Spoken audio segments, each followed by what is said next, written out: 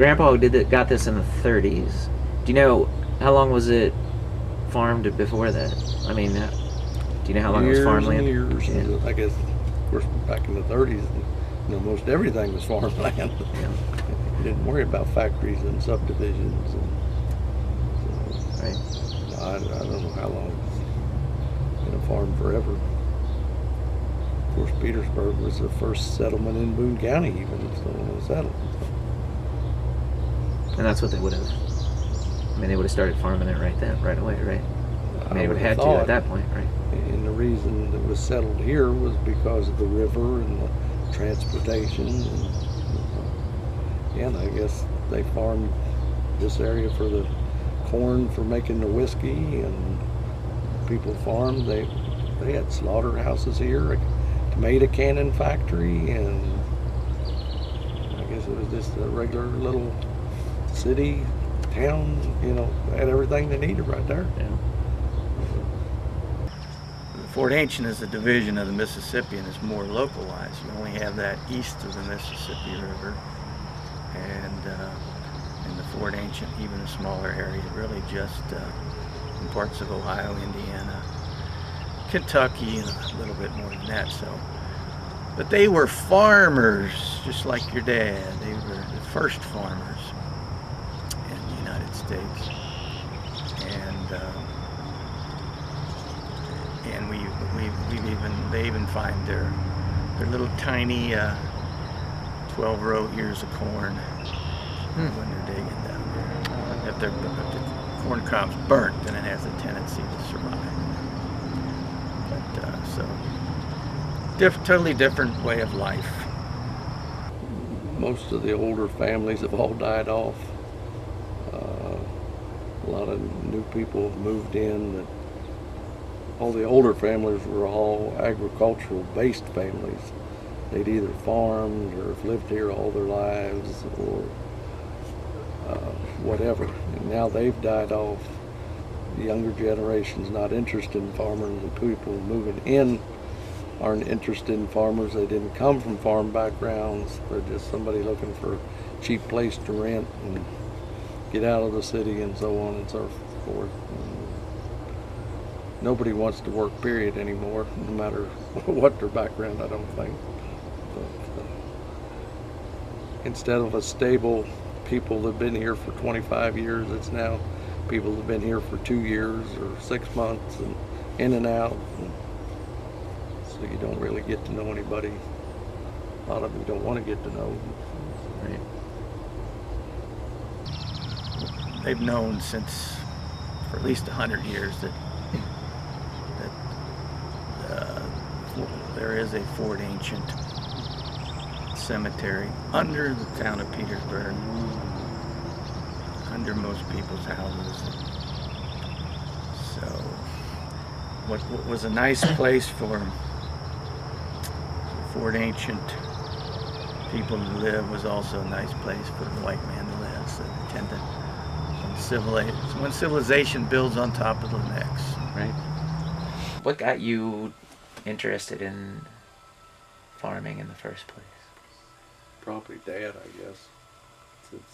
And I don't know what really got him. I do too.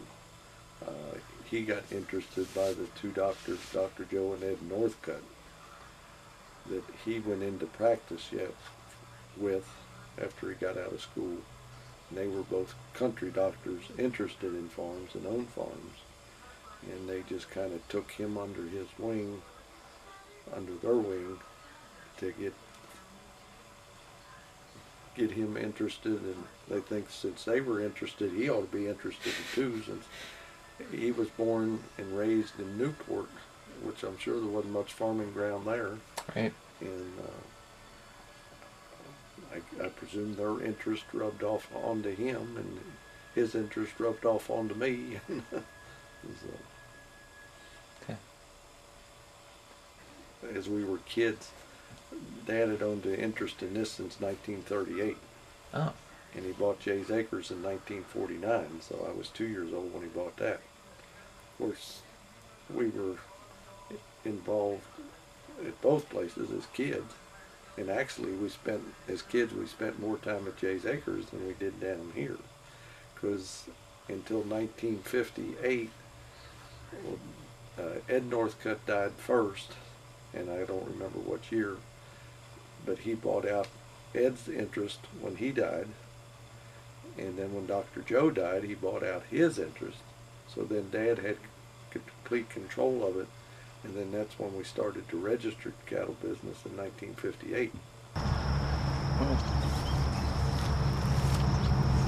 You mentioned the earth holding the memory, and I hunted arrowheads the same way you did, just a little earlier, and it's probably where I got my interest in finally in Boone County, especially an interest in paleoarchaeology, especially at the site of Big Bone Lick, Kentucky, which thanks to Thomas Jefferson was the beginning of North American vertebrate paleontology. That was the very beginning, and of course that's the field I'm interested in. You mentioned the earth holding the memory, and this is the weaponry of the earliest arrivers in the continent of North America. And can you imagine being the first arriver on a uninhabited continent? So the way that relates to the rest of Boone County, excuse me, is these arrowheads were found there too, right on the farm. Now, Rod, I don't remember if I ever showed you, but I bought from a man in Indiana one of these Clovis points that were found right between Ron's house and the Silver Barn, where it was found. Same people, 13,000 years old. In 300 years after first arriving, these guys were able to cover North America. At least, you know, what does it say? At least let's call it the continental United States. But just an amazing thing to be able to settle wherever you want.